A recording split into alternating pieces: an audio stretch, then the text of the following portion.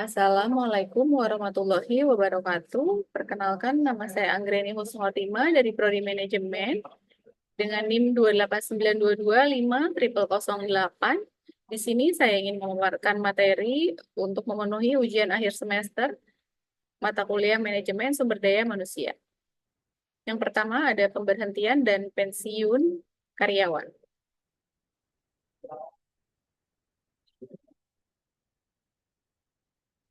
Pengertian pemberian dan pensiun karyawan. Pemberhentian adalah pemutusan hubungan kerja seseorang dengan suatu organisasi perusahaan. Alasan-alasan PHK yang pertama berdasarkan Undang-Undang Nomor 12 Tahun 1964 seizin 4D P4P dan memperhatikan status karyawan yang bersangkutan. Yang pertama ada undang-undang, kemudian keinginan perusahaan, lalu keinginan karyawan, pensiun, kontrak kerja berakhir, kesehatan karyawan, dan meninggal dunia. Keinginan perusahaan. Yang pertama, karyawan tidak mampu menyelesaikan pekerjaannya. Yang kedua, perilaku dan disiplinkannya kurang baik. Tiga, melanggar peraturan-peraturan dan tata tertib perusahaan. Yang keempat, tidak dapat bekerja sama dan terjadi konflik dengan karyawan lain. Yang kelima, melakukan tindakan amoral dalam perusahaan. Konsekuensi pemberhentian berdasarkan keinginan perusahaan. Yang pertama, karyawan dengan status masa percobaan diberhentikan tanpa memberikan uang pesangon. Karyawan status kontrak diberhentikan tanpa memberikan uang pesangon. Yang ketiga, karyawan dengan status tetap jika diberhentikan harus diberikan uang pesangon sesuai undang-undang. Di sini ada besar uang pesangon yang didapatkan. Masa kerja sampai 1 tahun sama dengan 1 bulan upah bruto atau kotor. Lalu masa kerja 1 sampai 2 tahun sama dengan 2 bulan upah bruto. Lalu masa kerja 2 sampai 3 tahun sama dengan 3 bulan upah bruto. Dan masa kerja lebih dari 3 tahun, 4 bulan bruto. Besaran uang jasa. Yang pertama ada masa kerja 5 sampai 10 tahun, yaitu 1 bulan upah bruto. Yang kedua masa kerja 10 sampai 15 tahun, yaitu 2 bulan upah bruto. Yang ketiga masa kerja 15 sampai 20 tahun, yaitu 3 bulan upah bruto. Dan yang keempat masa kerja 20 sampai 25 tahun, yaitu 4 bulan upah bruto. Dan yang kelima masa kerja lebih dari 25 tahun, yaitu 5 bulan upah bruto. Di sini ada keinginan karyawan. Yang pertama, pindah ke tempat lain untuk mengurus orang tua. Yang kedua, kesehatan yang kurang baik. Yang ketiga, untuk melanjutkan pendidikan. Dan yang keempat, berwira swasta. Selanjutnya ada pensiun. Yang pertama, uang pensiun merupakan pengakuan atau penghargaan atas pengabdian seseorang terhadap organisasinya. Yang kedua, pensiun mengurangi turnover. Dan yang ketiga, untuk pegawai negeri, pensiun diberikan secara periodik. Dan yang keempat, untuk karyawan swasta berupa pesangon. Proses pemberhentian. Prosedur yang harus dilalui untuk pemecatan terhadap karyawan. Yang pertama ada perundingan antara pegawai dengan pimpinan perusahaan. Yang kedua, perundingan antara pimpinan serikat buruh dengan pimpinan perusahaan. Yang ketiga ada perundingan P4D atau Panitia Penyelesaian Perselisihan Perburuhan Daerah dengan pimpinan perusahaan. Yang keempat, perundingan P4P, Panitia Penyelesaian Perselisihan Perburuan Pusat dengan pimpinan perusahaan. Yang kelima, putusan pengadilan negeri. Di sini ada alasan-alasan mengapa pemberhentian pegawai. Yang pertama, mengurangi biaya tenaga kerja. Yang kedua, menggantikan kinerja yang buruk. Dan yang ketiga, meningkatkan motivasi. Yang keempat, kesempatan untuk perbedaan yang lebih besar. Selanjutnya ada manajemen strategi dalam pengembangan sumber daya manusia. Manajemen strategi. Manajemen strategi dapat diartikan sebagai seni dan pengetahuan untuk merumuskan, mengimplementasikan, dan mengevaluasi keputusan lintas fungsional yang membuat organisasi mampu mencapai objektivitasnya. Fokus manajemen strategis terletak pada memadukan manajemen, pemasaran, keuangan atau accounting, produksi atau operasi, penelitian dan pengembangan, serta sistem informasi dalam rangka mencapai tujuan. Selanjutnya ada tujuan manajemen strategi sektor publik untuk memenuhi kewajiban atau peran yang diamankan atau dimandatkan untuk meningkatkan kualitas pelayanan publik dan memperkuat dampak dari peningkatan pelayanan kepada publik. Di sini ada beberapa aspek penting dari manajemen strategi dalam pengembangan sumber daya manusia. Yang pertama ada analisis lingkungan internal dan eksternal, yang kedua perencanaan strategis, yang ketiga pengembangan kebijakan dan prosedur, kemudian rekrutmen dan seleksi, lalu ada pelatihan dan pengembangan, dan manajemen kinerja. Di sini ada juga kompensasi dan penghargaan, lalu kepemimpinan dan budaya organisasi, kemudian pengelolaan perubahan dan evaluasi dan pengendalian. Implementasi manajemen strategi dalam pengembangan sumber daya manusia memerlukan komitmen dan dukungan dari seluruh level organisasi, serta pengintegrasian dengan strategi bisnis keseluruhan. Hal ini akan membantu organisasi mencapai keunggulan kompetitif dan kinerja yang berkelanjutan. Selanjutnya ada proses dan tahapan-tahapan manajemen strategi. Di sini ada 3 tahap. Yang pertama, formulasi atau perumusan strategi. Di sini dikembangkan menjadi mengembangkan misi organisasi publik atau bisnis, mengenali peluang dan ancaman eksternal organisasi, kemudian menetapkan objektif jangka panjang, lalu menghasilkan strategi alternatif, dan yang terakhir memilih strategi tertentu untuk dilaksanakan. Tahapan yang kedua ada implementasi strategi, menuntut perusahaan untuk menetapkan objektif tahunan, melengkapi kebijakan, memotivasi pegawai, mengalokasikan sumber daya, mengembangkan budaya mendukung strategi, dan menciptakan struktur organisasi yang efisien. Selanjutnya, masih yang kedua ada menciptakan struktur organisasi yang efektif, kemudian mengubah arah usaha, pemasaran atau produk kegiatan, lalu menyiapkan anggaran, lalu mengembangkan dan memanfaatkan sistem informasi, dan yang terakhir menghubungkan kompensasi pegawai dengan presentasi. Yang ketiga, evaluasi strategi. Di sini ada yang pertama meninjau faktor-faktor eksternal dan internal, kemudian mengukur prestasi, kemudian mengambil tindakan korektif. Di sini ada 8 kecenderungan perlunya pengembangan sumber daya manusia. Yang pertama, revolusi komputer atau sistem informasi atau era digital. Yang kedua, pendidikan dewasa dan sepanjang hayat. Yang ketiga, meningkatkan internasionalisasi dan bisnis yang kompetitif.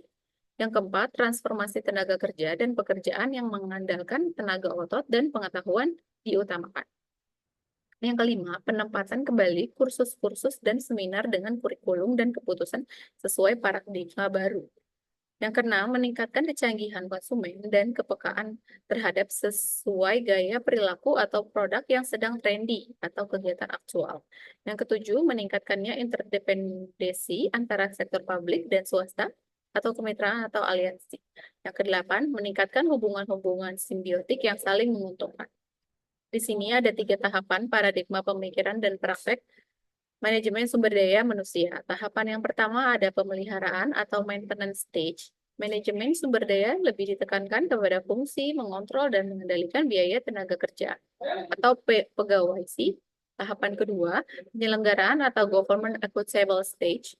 Manajemen sumber daya manusia menekankan kepada segi pemenuhan ketentuan dan aturan atau legal compliance. Tahapan ketiga, keuntungan kompetitif. Untuk competitive advantage stage tidak hanya menilai biaya dan keuntungan dari berbagai aktivitas sumber daya, melainkan juga bagaimana memperbaiki dan meningkatkan kemampuan pengetahuan dan potensial kreatif sumber daya yang terkait kepada sistem pengembangan karir.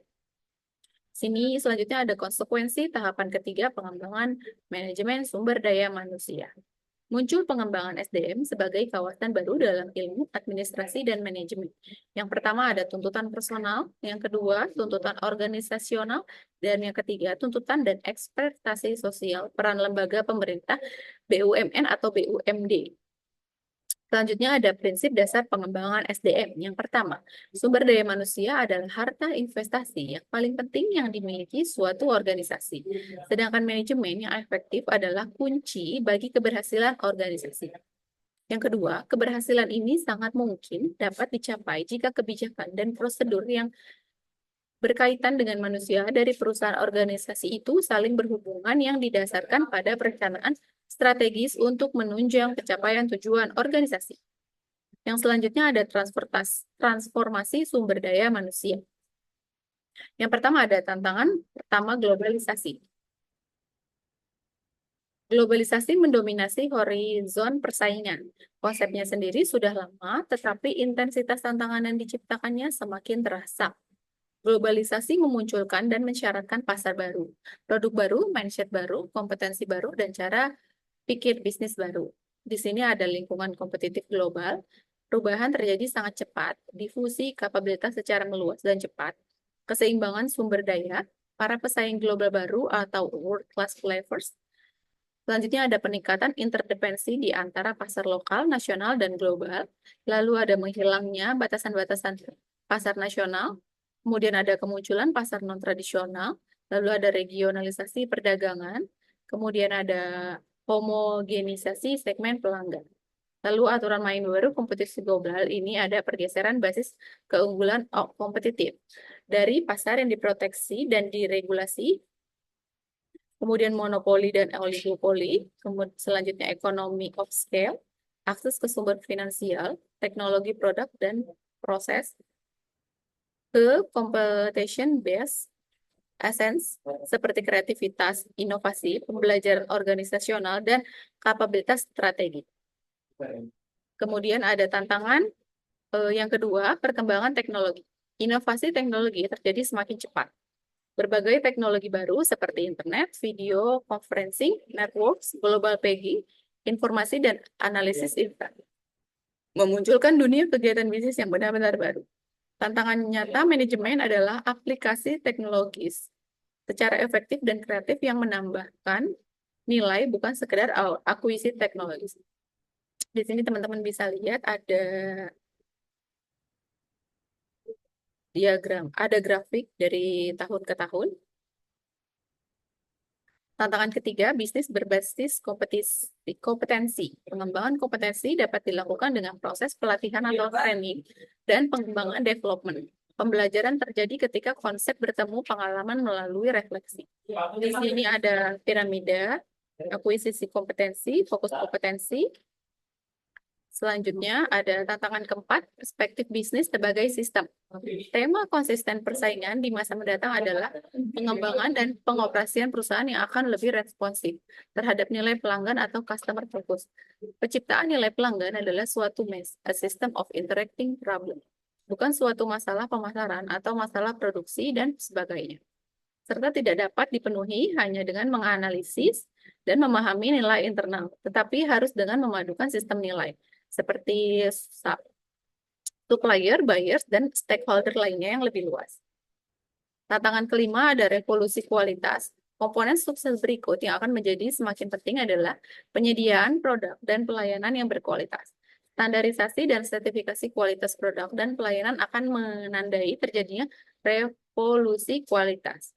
Di sini ada quality is excellence, kemudian love learning potensial dan perbaikan continuous. Yang kedua ada quality is value. Lalu ke fokus pada berbagai atribut penting yang diinginkan pelanggan.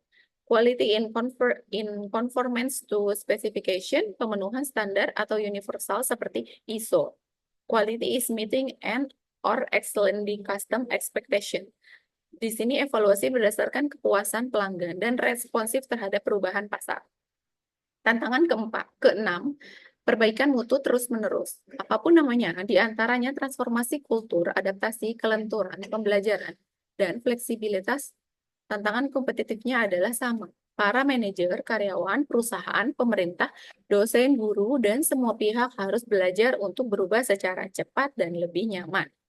Berbagai pertanyaan berikut relevan untuk dijawab oleh kita semua dalam menyongsong masa depan. Yang pertama ada, bagaimana kita learn to unlearn? Bagaimana kita menghargai masa lalu, tetapi mengantisipasi dan mengadaptasi di masa mendatang. Yang ketiga ada, bagaimana kita mendorong proses transformasi dan reformasi. Dan yang keempat, bagaimana kita dapat belajar dan berubah lebih cepat. Dan yang terakhir ada, bagaimana kita melibatkan semua orang untuk berubah. Sekian presentasi dari saya. Jika ada kesalahan, mohon dimaafkan. Wassalamualaikum warahmatullahi wabarakatuh.